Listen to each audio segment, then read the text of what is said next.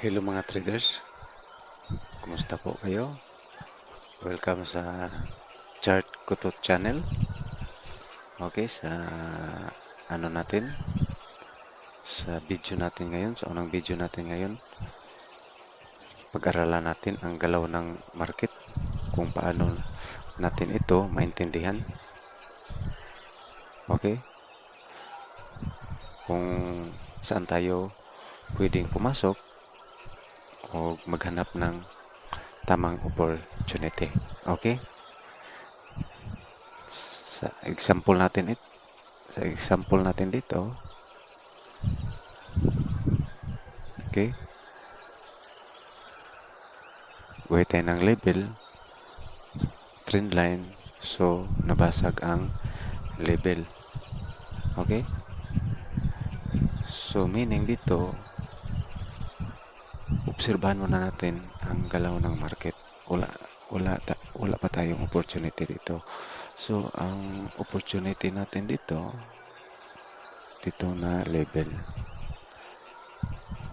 Okay, pag pumunta dito ang price, confident tayong pumasok kasi alam natin na holding point ito. Okay, strong level ito. Okay, so sa ngayon, obserbahan muna natin ang galaw ng market, kung ano ang reaction niya. Okay, tingnan natin ang next candle. Green candle,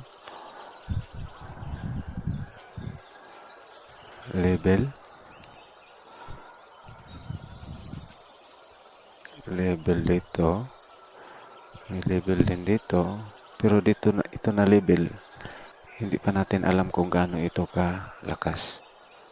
Okay, so ito nga candle pwedeng pumasok ulit ang buyers hanggang dito, i-retest niya hanggang dito, or ito nga candle pwedeng retracement ito, continuation hanggang dito. Okay, o pwedeng pumasok siya hanggang dito kasi may level din dito. Okay, sa ngayon tingnan muna natin ang next candle kasi wala pa tayong opportunity. Okay, green candle ulit,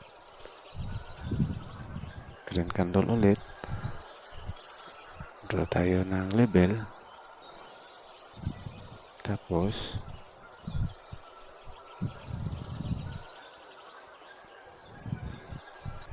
so dito still may gap, so pwedeng i-retest niya hanggang dito kasi breakout ito, or pwedeng pumasok na agad ang sellers dito, so hindi natin alam kung ano. Okay, tingnan natin ulit ang next candle kung ano. Okay, still green candle pa rin, nag-close siya sa level. Okay,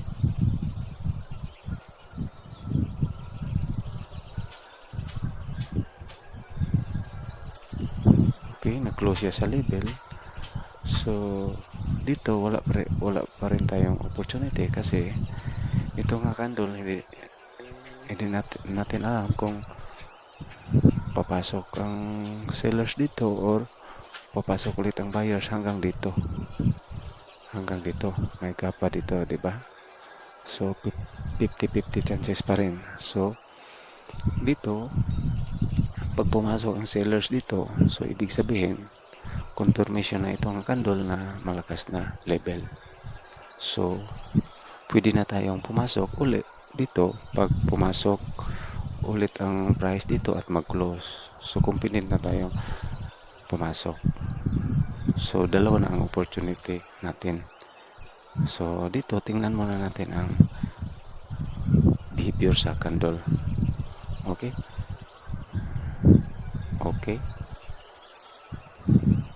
red candle, so ibig sabihin strong level ito. Okay, confirmation na itong candle na strong level. Okay, pag pumasok ulit ang presyo dito mag-close, so competent na tayong pumasok. So, opportunity natin dito. So, dito, dalawa na ang opportunity natin. Dito at saka dito. Okay? Okay. Sa ngayon, tingnan natin ang next candle. Okay. Weak red candle. Weak red candle. So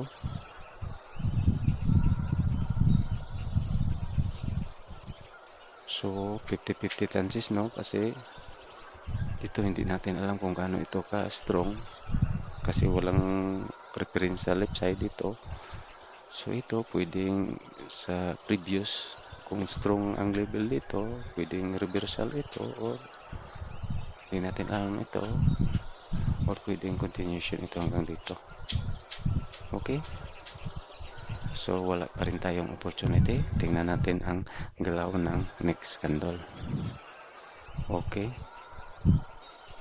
Very strong red candle, no?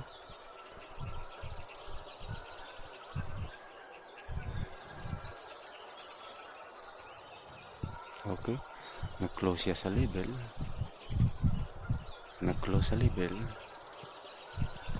So ito na yung opportunity natin, kasi alam natin na pumapasok talaga ang buyers dito kasi holding point ito. Okay, may mga buyers, buyers. Okay, dito confident tayong pumasok. Okay, ito na yung opportunity natin, tamang opportunity. Okay, tingnan natin ang next candle. Okay, green candle, pumasok ang buyers, di ba? Okay.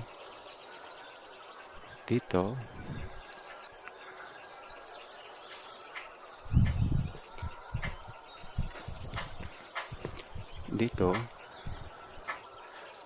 nasa level reversal candle, so expect ulit tayo na pumasok ang buyers kasi buyers area, reversal candle. Kaya dito may mga buyers. So expect ulit tayo na pumasok ang buyers kasi nasa level siya, reversal candle. Okay, tingnan natin. Okay, weak candle, green, no? Doji, indecision candle. So ibig sabihin dito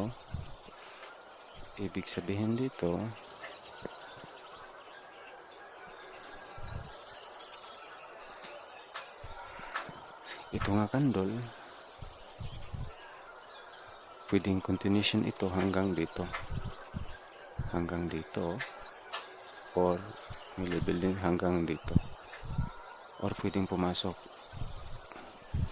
agad ang buyer, ang sellers dito kasi weak ito. Okay, pag ganitong sitwasyon mga doji, so kailangan dito may margin of safety tayo, kasi tandaan natin pag may mga doji dito, may mga doji, expect po tayo anytime na may mga doji din na candle. Okay, so tandaan natin yan. Okay, dito wala na tayong opportunity kasi nandito ang level at saka dito ang opportunity natin. Okay, may gap na siya. Okay, tingnan natin ang next candle. Okay, red candle,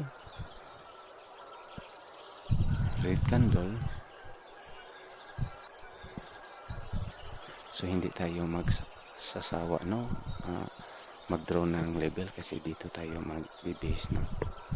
Okay, so ngayon red candle close sa level, so ito opportunity naman natin, confident naman tayong pumasok ulit kasi alam natin na holding point ito, kasi hindi kayang masagin ng sellers ang level, so less pa ang sellers dito. Kung nag-close ang candle ganito, so wala na tayong opportunity, kaso hindi nabasag dito lang, so meaning confident tayong pumasok dito. Okay, tingnan natin ang next candle. Okay, green candle with rejection, no? Okay, tingnan natin. Level.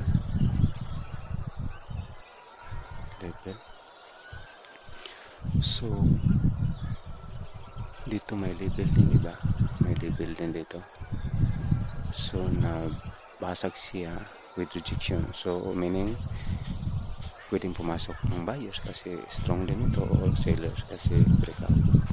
Okay, pwedeng pumasok ang buyers hanggang dito or hanggang dito na level. Diba may level din dito, or pwedeng pumasok agad ang sellers kasi may rejection siya. Okay, so wala tayong opportunity dito. Tingnan natin ang next candle ng ano. Okay, strong rejection, red candle.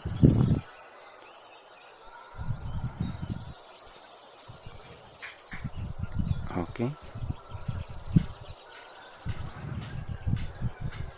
so dito wala pa rin tayong opportunity kasi anytime pwedeng pumasok ang buyers, no? Kasi alam natin na strong level ito, holding point, pwedeng pumasok agad ang buyers dyan, or may gap dito, pwedeng pumasok ulit ang seller. So 50-50 chances. Tingnan natin ang next candle kung ano. Okay, okay, red candle. Tingnan natin kung nasa level ba. Okay, still close sa level, no? So dito confident tayong pumasok kasi alam natin na holding point ito, buyers area, nasa level, hindi na basag ang level. So opportunity naman natin ito, confident tayong pumasok ulit dito. Okay, kasi alam natin na buyers area ito, pumasok ang buyers. Okay, tingnan natin ang next candle. Okay, strong green candle, no? Okay, level dito. Okay, dito may level dito. Dito may level din, close sa level with rejection, pero hindi natin alam kung gaano ito kalakas. Okay, kasi dito strong ang buyers, dito lalong lumalakas ang buyers. So pwedeng pumasok, i-break ito sa buyers ang level hanggang dito kasi retest niya hanggang dito, or pwedeng pumasok ang seller. So ganito, wala tayong chances. Pero pag pumasok ang sellers dito, so confirmation na strong trend line ito, level. Okay, okay, tingnan natin kung ano ang galaw ng next candle. Okay, red candle. So red candle dito, so hinold ang price dito, so meaning confirmation na ito na level ay malakas. Okay, so dito pag pumasok ulit ang ano dito, ang price magko-close dito, so confident tayong papasok kasi alam natin na strong level na ito kasi confirmation na itong candle. So ngayon ang opportunity natin dito at saka dito. Okay, tatlo na ang opportunity natin. Okay, tingnan natin ang next candle. Okay, green candle with rejection.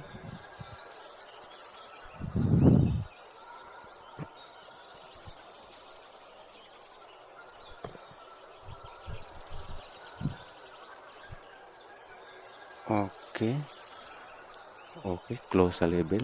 So meaning confident na tayong pumasok ulit dito kasi alam natin na holding point, strong level.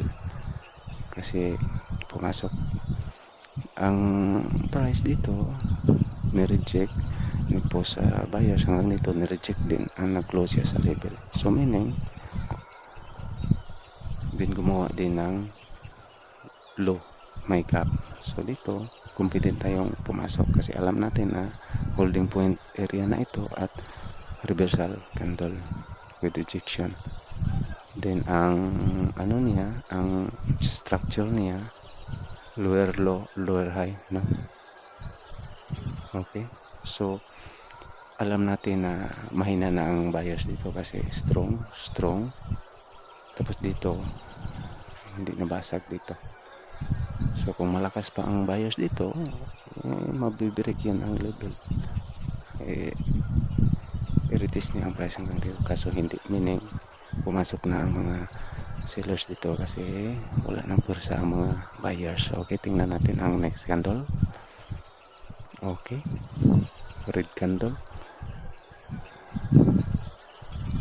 red candle.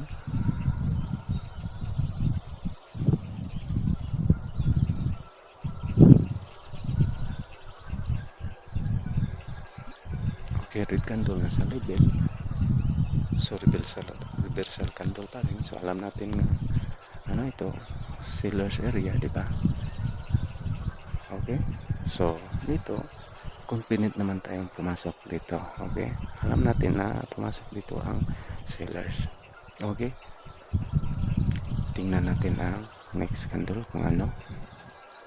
Okay, strong red candle. Okay, okay, sa ngayon wala nating opportunity kasi na basag na ang level. So hindi natin alam kung ang presyo retest ba dito or dito. So wala na tayong opportunity dito. Okay, so nag-upisa tayo dito. 1, 2, 3, 4, 5, 6, 7, 8, 9, 10, 11, 12, 13, 14, 15, 16, 17 candles or 17 minutes. Tapos nag-predict tayo dito, panalo tayo dito. Kung wala tayong margin of safety, break even tayo. So hindi natin i-count ito. Dito panalo tayo, dito panalo. So dito confirmation, dito panalo tayo, dito panalo tayo. So 5 short trades, panalo tayo ng 5 trade. Ang 3 o 5 trades, no, enough na sa delay target natin. Okay, so ganito natin i-analyze ang market. Kung gusto nating ang winning ratio natin 90 pataas, pero pag hindi, nasa 60-70% lang tayo, 80 ang winning ratio natin. So ganito natin intindihin ang galaw ng market. Maghintay tayo ng tamang opportunity. So kailangan dito patient lang. So kailangan ang level na confirm, na may confirmation talaga na strong level. Okay, sana may napulot kayo ng kunting aral sa video na ito. At kung nagustuhan ninyo ito, paki-like, share, and subscribe. Okay, maraming salamat and happy trading. Okay.